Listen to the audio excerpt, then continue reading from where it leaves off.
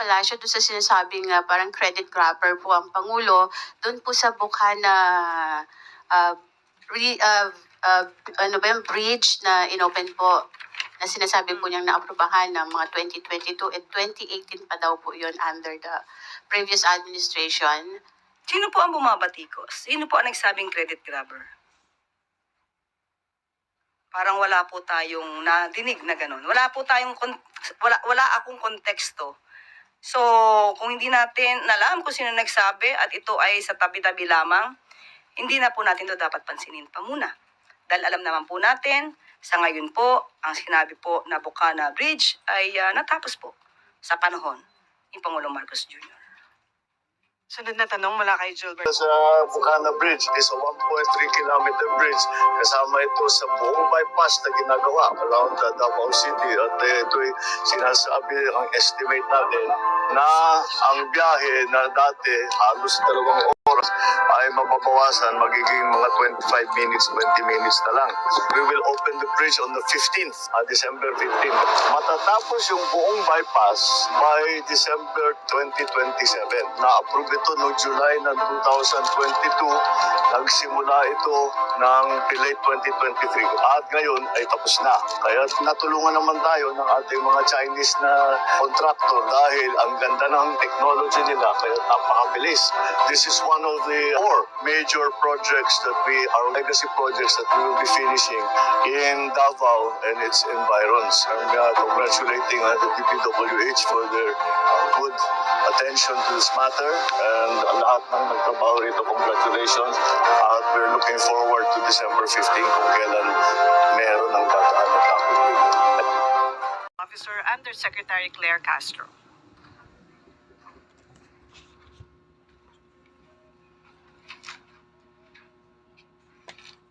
Magandang araw, Malacanang Press Corps. Bilang pagpapahalaga sa ating kasundaluhan, patuloy na ipinamamalas ni Pangulong Ferdinand R. Marcos Jr. ang mas matatag na suporta sa mga sundalo sa Mindanao. Personal na binisita ni Pangulong Marcos Jr. ang Eastern Mindanao Command o East Mincom sa Davao City kahapon upang ipahayag ang mga programa ng pamahalaan na nag-aangat sa pamumuhay ng mga kasundaluhan. Bilang Commander-in-Chief ng Sandatahang Lakas, ipinahayag ng Pangulo ang pagtaas ng base pay simula sa susunod na taon, mas mataas na subsistence allowance at patuloy na pagbibigay ng kagamitan at training upang mapalakas ang kanilang kakayahan at serbisyo. Pinuri rin ni Pangulong Marcos Jr. ang mga sundalo sa pagpapanatili ng kapayapaan at seguridad sa rehiyon, lalo na sa mga lugar kung saan may natitirang banta. Ang kanyang pagbisita, iniulat ng mga opisyal ng ISMINCOM sa Pangulo ang peace and order situation, estado ng internal at external security at ang pag-usad ng kanilang operasyon laban sa natitirang bansa o rather banta sa rehiyon. Natalakay din ang operasyon laban sa insurgency, maritime patrols at disaster response na nagpakita na nanatili ang matatag na haligi ng pambansang seguridad ang ISMINCOM. Patuloy ang pagpapasalamat ni Pangulong Marcos Jr. sa mga tropa ng Eastern Mindanao Command para sa kanilang kabayanihan. Hanga rin ng Pangulo sa kanilang angking tapang, kagitingan at dedikasyon sa serbisyo. Ang pagbisita ni Pangulong Marcos Jr. sa mga sundalo sa Mindanao ay patunay lamang na nananatiling prioridad ng administrasyon ang kapakanan, seguridad at magandang pamumuhay ng ating kasundaluhan. Sinisiguro ng Pangulo na hinding-hindi pababayaan ng pamahalaan ang sandatahang lakas ng Pilipinas.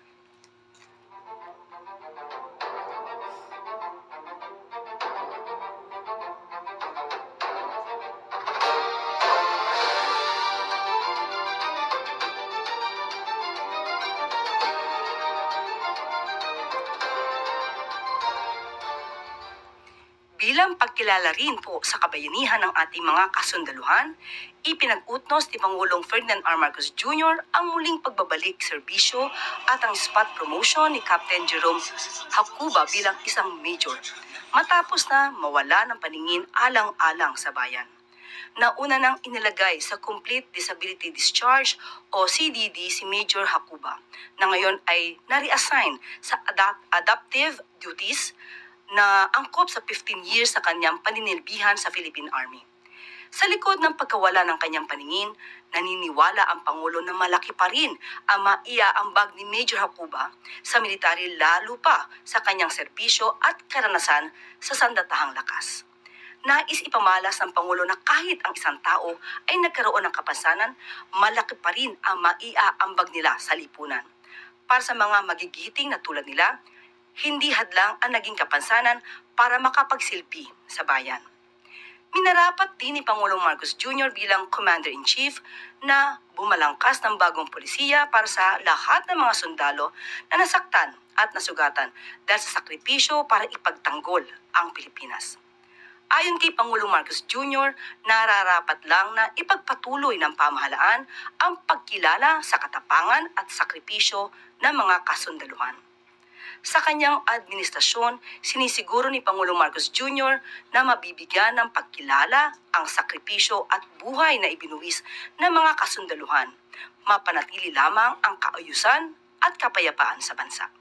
Isang sundalo natin na nasaktan dahil sa sakripisyo niya, dahil ginagawa niya ang duty niya para ipagtanggol ang Pilipinas, ay basta't pagka nasaktan, ay basta't bibitawan na lang natin. Hindi naman tama yun. Kaya't gagawa po tayo ng bagong polisiya sa CDD sa lalong madaling panahon. Ito ay para sa lahat ng ating mga sundalo, mga iba't ibang posisyon na pwede pa naman siya, yung ating mga tinatawag na the major adaptive duties. Kasi kahit nabulag na po, marami pa rin duty na pwedeng gawin ng isang sundalo, lalong-lalo na sa isang sundalo na may 15 years na experience. Marami pa idadagdag at may tutulong sa atin yan. Dahil sa ka-duty nila, sila ay nasaktan, sila ay nagka-injury, ay dapat naman ay patuloy din ang ating pagkalala sa kanilang katapangan at sa kanilang sakripisyo.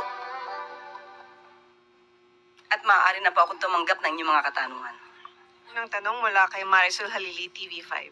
Good morning, Yusek. Yusek, what was the reaction of the President when he learned about the resignation of Secretary Babe Singson from ICI?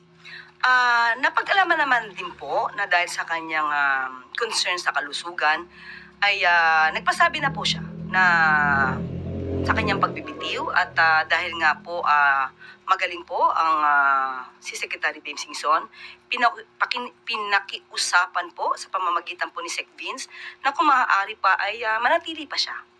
At dahil nga muli may concern po si Secretary Babes, iginagalang po yan ng ating Pangulo at nagpapasalamat po tayo sa napakagaling pong serbisyo po ni Babe Singson. I think, ma'am, one of his concerns ay yung funding for the ICI kasi ang na-mention niya, yung 41 million pesos na supposedly funds for ICI, sa dyaryo lang siya pero hindi talaga nakarating sa kanila. Was there a lack of government support sa ICI? Ano po ang nangyari sa funding na ito?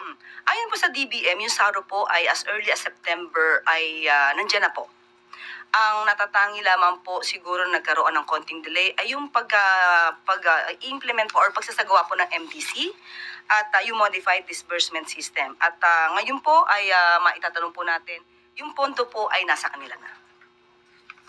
Ang kagabi, nagsalita rin po si Mayor Magalong. Sabi niya, nung time niya, nagpalawal din siya ng 30,000 pesos from his own pocket. Hindi na rin daw naibalik yun. And he also mentioned na he heard that one of the members of ICI is also planning to resign to follow the footsteps of Secretary Singson.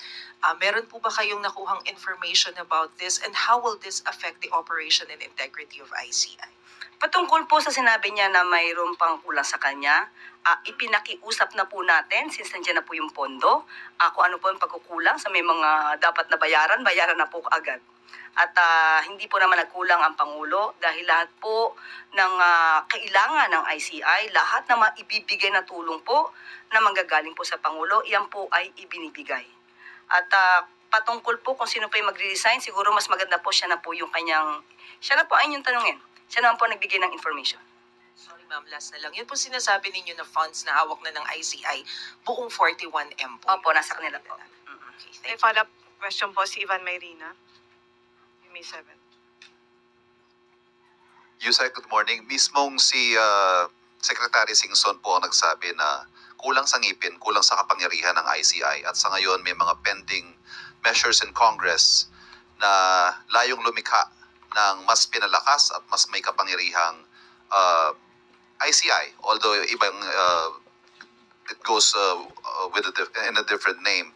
Ano ho ang tugon ng Pangulo sa mga panawagang i-certify niya as urgent itong mga panukalang ito? Sa pag-aalam natin ay tapos na po yata. At sa Senado ay third reading na po yata. So, hintayin na lang po natin kung ano po yung kanilang versions. At kapag ka po ito nabasa naman ng Pangulo, ay tignan po natin. Pero does the President support the idea na kailangan natin ng mas malakas, mas makapangyarihang entity that will investigate corruption in infrastructure projects? Ang lahat naman po ng institusyon na mayroon pong power to investigate, lahat po dapat ay malakas.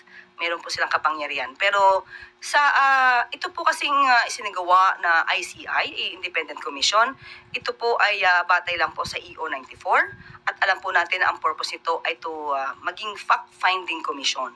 Hindi po para magbigay ng penalty sa hindi a-attend. At ito po ay tulong lamang makapag-concentrate para maimbestigahan, makapag-gather ng documents, facts, data para po matulungan yung ombudsman o yung DOJ. So, yun po talaga ang pinaka-purpose ng ICI. Ma'am, kanina po sa panayam sa isa sa aming programa, sinabi ni Ombudsman Remulla na ang direksyon po ay bubuwagin na rin ng ICI at ang Ombudsman na ang magte-take charge. Do you have any information to that effect? Sa ngayon, hindi po ako makakasagot patungkol po dyan at hindi pa po rin namin pag-uusapan patungkol po dyan. But since nga po, nandiyan naman din po ang ombudsman at napaka-active din po nila patungkol po sa usapin ng mga anomalyang flood control projects, maaari pong maging ganun. Pero as of now, wala pa po tayong pinakadetalye o anumang update patungkol dyan. Sunod na tanong mula kay Ivy Reyes, Bilyonaryo. Hi, good morning, Yusek. There's a complaint filed before the Ombudsman against Secretary Ted Herbosa over his alleged close ties with a pharmaceutical company, and the complaint concerns possible backdoor influence that no other bidder can enjoy except for that one pharma. Has this reached the President? And considering that this is just one of the 3 other complaints filed against SecTed, does he still enjoy the President's trust? Ngayon po, mai-assume natin na he still enjoys the trust of the President. Tingnan po natin kung ito po'y na-receive na po ng ombudsman at hayaan po natin ang ombudsman na mag-imbestiga po dito. Ma'am, on another issue, former Justice Antonio Carpio says the Executive Secretary and former DOF Chief Recto's move to transfer trust fund from PhilHealth and PDIC would constitute technical malversation over a unique provision authorized in the 2024 GAA, transferring fund balance from those 2 GOCCs. Under the Constitution daw po kasi only the President can transfer savings and that these trust funds should only be used solely for their purpose. So for PhilHealth, dapat for PhilHealth purposes lang daw po. Nabanggit naman din po ni Justice Carpio ang patungkol sa provision na ito mula sa GAA 2024. At yun lamang po ay sinunod ng DOF at to sweep the idle funds from the GOCCs. Ito naman po ay bago po ito naganap. Inaprubahan po ito ng OSG, Office of the Government Corporate Council, Governance Commission for GOCCs, COA, pati po ang PhilHealth Board. So, sumunod lamang po ang DOF sa pinag-uutos ng na naaayon po in line with the GAA 2024. Just to follow up, ang sabi po ni Justice Carpio, it's undue delegation of authority. As a lawyer yourself, what do you think po? Muli, sumusunod lamang po sa batas. Kung meron man ang constitutional dito, tingnan po natin kung yung provision mismo sa GAA 2024 ay magiging issue. Sunod na tanong mula kay Alvin Baltasar, Radyo Pilipinas. Yusek, good afternoon po. Good morning. Yusek, may inaasahan po bang service recognition incentive ang mga empleyado ng gobyerno? And kailan po ito maibibigay? Ba't nakangiti si Alvin? Direktor na kami.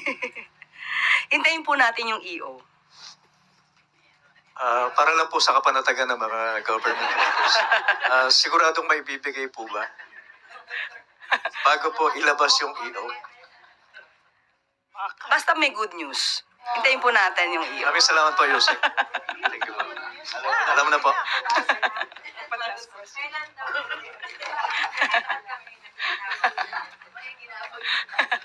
Sunod na tanong mula kay Eden Santos, Net 25. Good morning po, Yusek.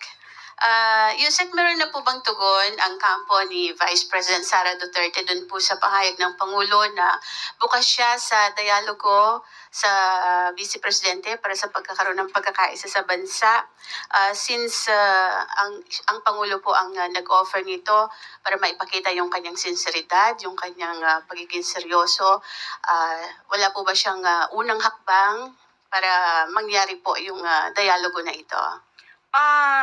Pwedeng i-correct po natin. Wala po tayong sinabing nag-initiate. Ang Pangulo po, even before, ito po ay napag-usapan na sa isang podcast. Natatandaan niyo po ba yon nang tinanong ito ni Katuning? Ang Pangulo ay open sa lahat ng gustong makipag-dialogo. Kahit sino na may concern at maaaring mapag-usapan, hindi lamang ang Vice Presidente, sa lahat. Open ang Pangulo sa anumang discussion para po, for the unity sake, yun po yung ibig sabihin natin. So kung meron po pagpapahatid na mensahe ang Vice Presidente, siguro po si spokesperson na lamang po niya ito dapat na itanong. Another topic lang po, reaksyon ng palasyo doon sa sinasabing parang credit grabber po ang Pangulo, doon po sa bukha na bridge na inopen po na sinasabi po niyang naaprubahan ng mga 2022 at 2018 pa daw po yun under the previous administration. Sino po ang bumabatikos? Sino po ang nagsabing credit grabber? Parang wala po tayong nadinig na ganun. Wala akong konteksto. So, kung hindi natin alam kung sino nagsabi at ito ay sa tabi-tabi lamang, hindi na po natin ito dapat pansinin pa muna. Dahil alam naman po natin, sa ngayon po, ang sinabi po na Bukana Bridge ay natapos po sa panahon ni Pangulong Marcos Jr. Sunod na tanong mula kay Gilbert Verdes, DWIZ. Good morning po, Yusek. Tinanggihan po ni Congressman Pulong Duterte yung imbitasyon po ng Independent Commission for Infrastructure ukol po sa investigasyon doon po sa flood control project sa Davao. Sa halip po ay inirekomenda ni Duterte na imbestigahan po ng ICI si Pangulong Marcos at ang unang pamilya po. Ano pong reaksyon ng palasyo po dito? May kasabihan tayo, buntot niya, hila niya. It means you are responsible for the consequences of your own acts. Marami na po mga mabatas na gumalang sa pagpapatawag ng ICI. Nagbigay ng kanilang mga response, ng kanilang mga nalalaman. At kung walang itatago, di dapat magtago. Yun lang po. Sunod na tanong mula kay Ivan Mayrina, GMA News. Yusek, tulad po na nabanggit nyo sa opening natin kanina,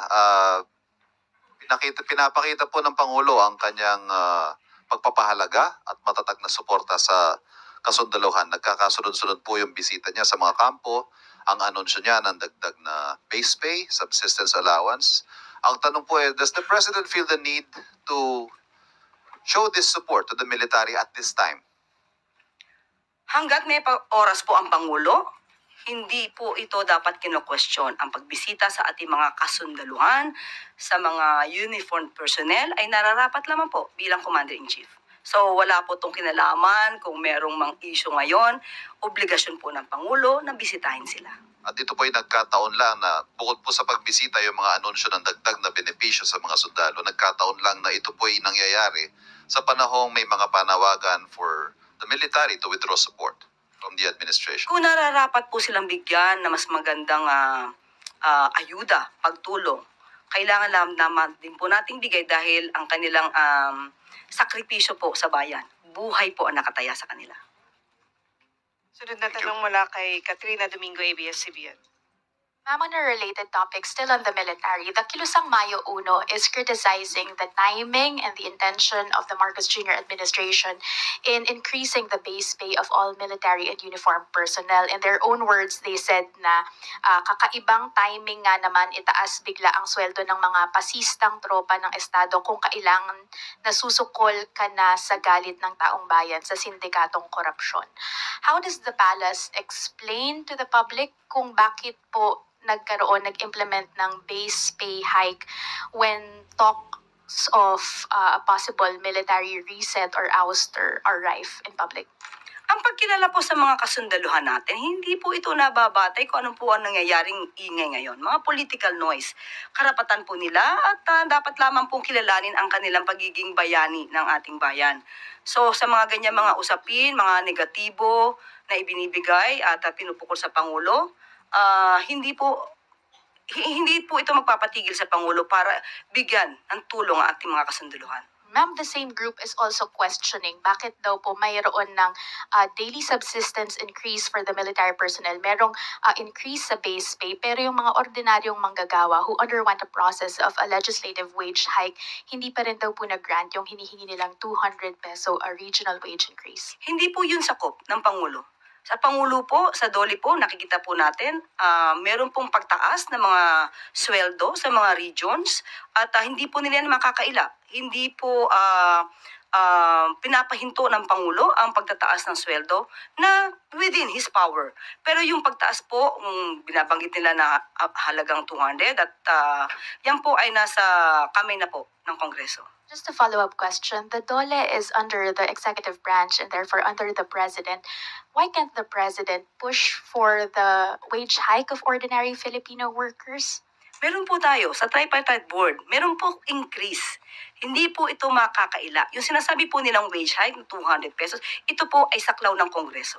So hindi naman po nakikialam ang Pangulo sa trabaho ng Kongreso. Sunod na tanong mula kay Bea Cupin Rappler.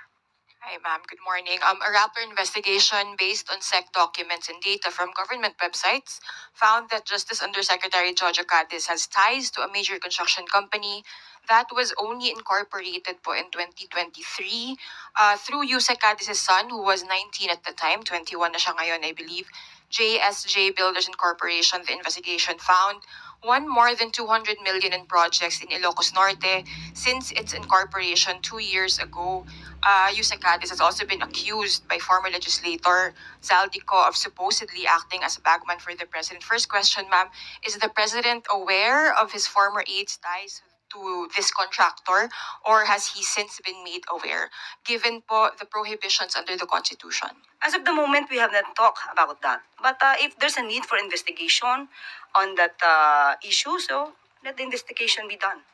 And on that note, ma'am, does he still enjoy the president's trust, and will he remain in the DOJ despite, again, these links and the claims that have been made against him? Sa ating pagkakaalam, siya po ay nag-submit na ng kanyang resignation.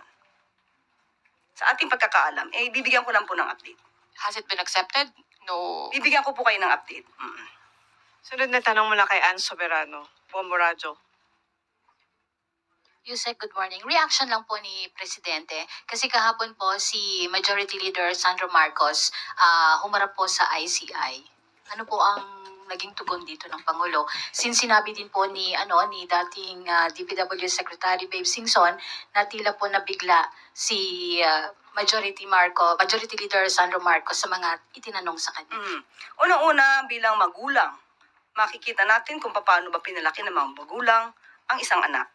Disente, hindi takot, matapang na humarap sa investigasyon, hindi nagtago, nagboluntaryo pa, kinilala ang ICI, hindi tulad ng iba.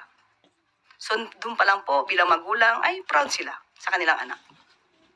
At nagulat, siguro hindi natin alam, hindi po ako privy sa naganap na hearing. So, hindi natin alam kung ano ang kinagulat. Nagulat ba siya sa bagong facts? Nagulat ba siya sa bagong data na malamang ay hindi niya alam? So, I cannot speculate on that. Thank you, ma'am. Ivan Mayrina, Jimisa. One quick question, follow-up question on Yusek Cadiz.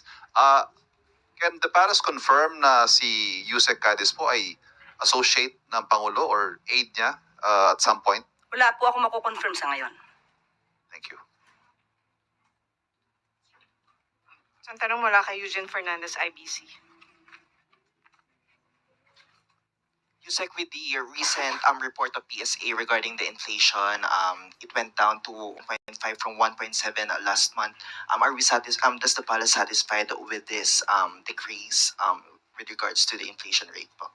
Maganda ang ipinapakita na pagbaba ng inflation rate.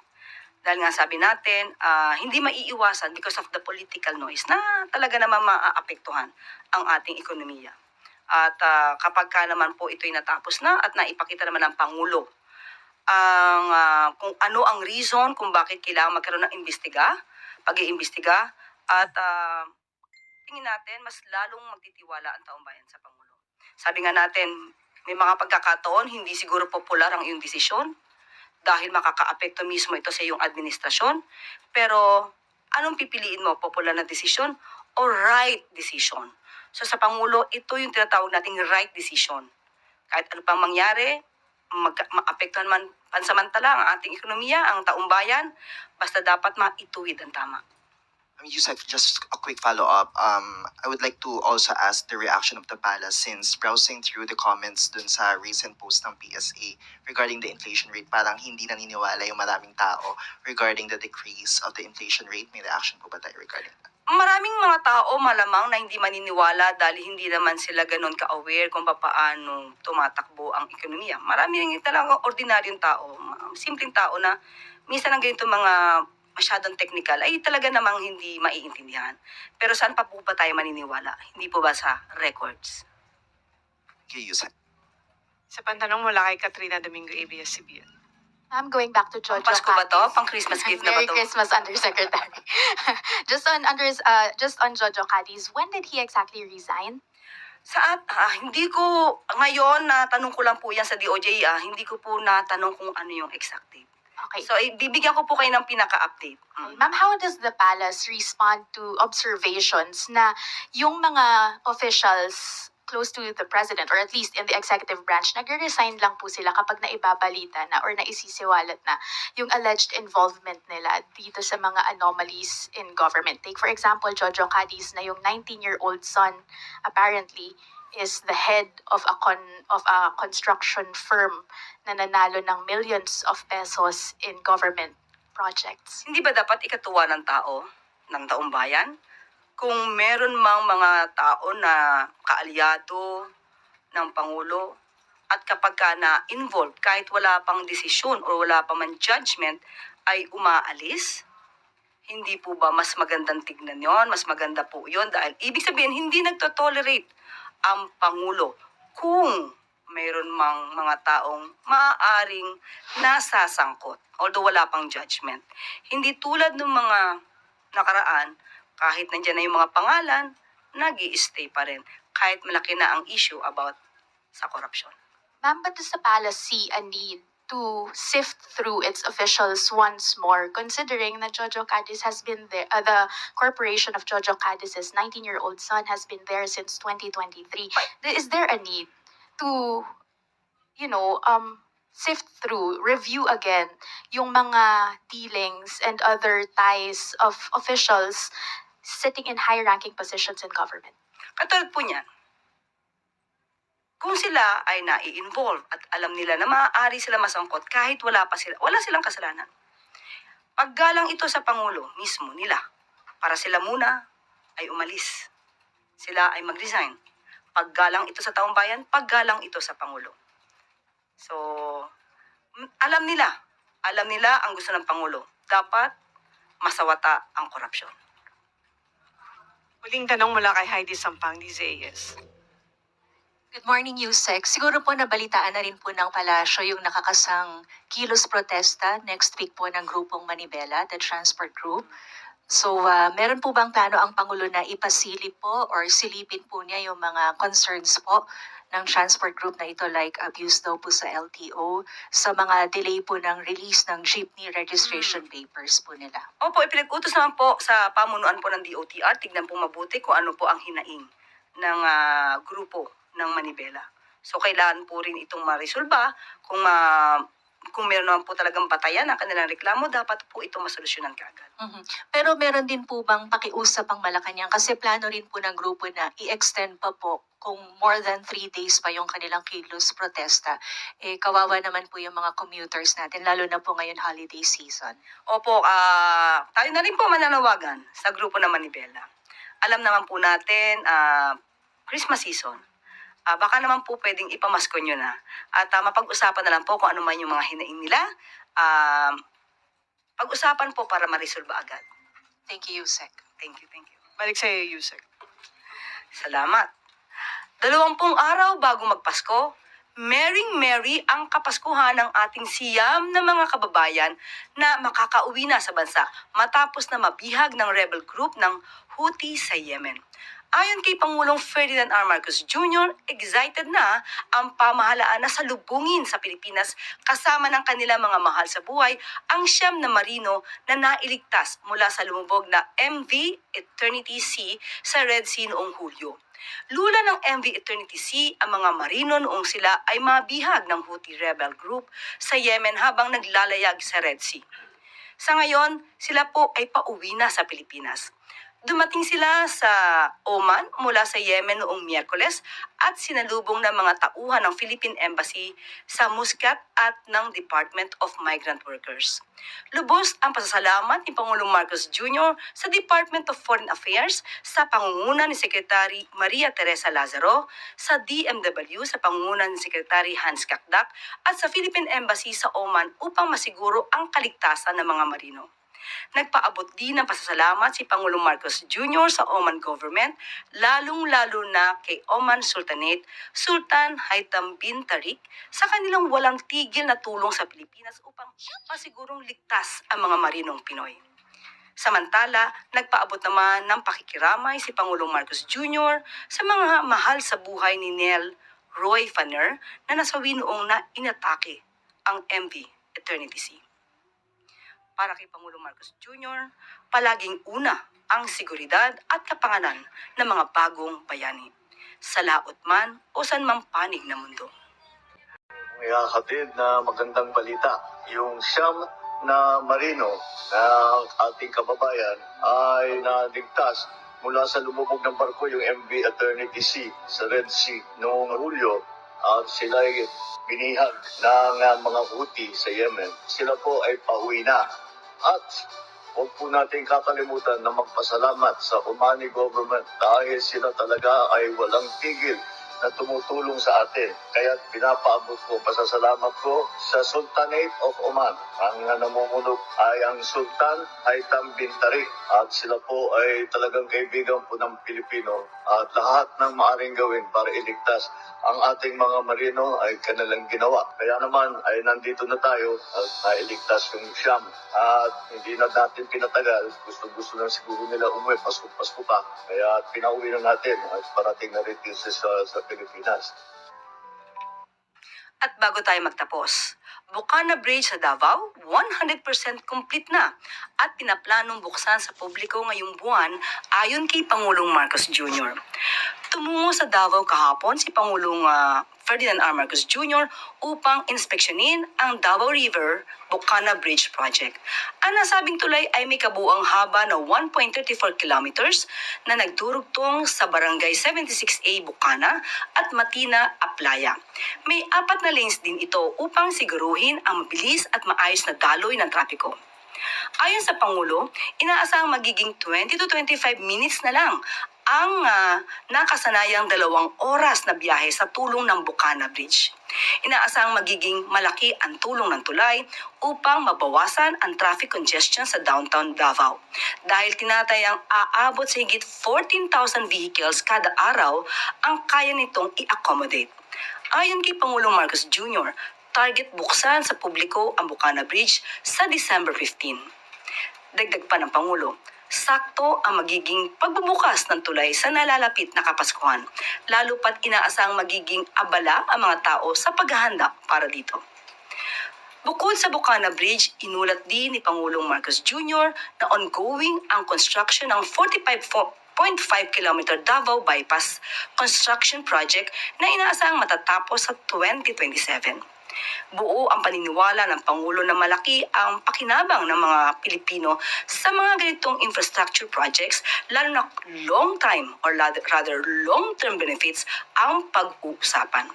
Sa ilalim ng isang bagong Pilipinas, sinisigurado na mas konektado ang mga lugar para sa mas mabilis ang daloy ng serbisyo, trabaho at kabuhayan at mas mabilis din ang pag-unlad ng bawat mamamayan. Andito ngayon tayo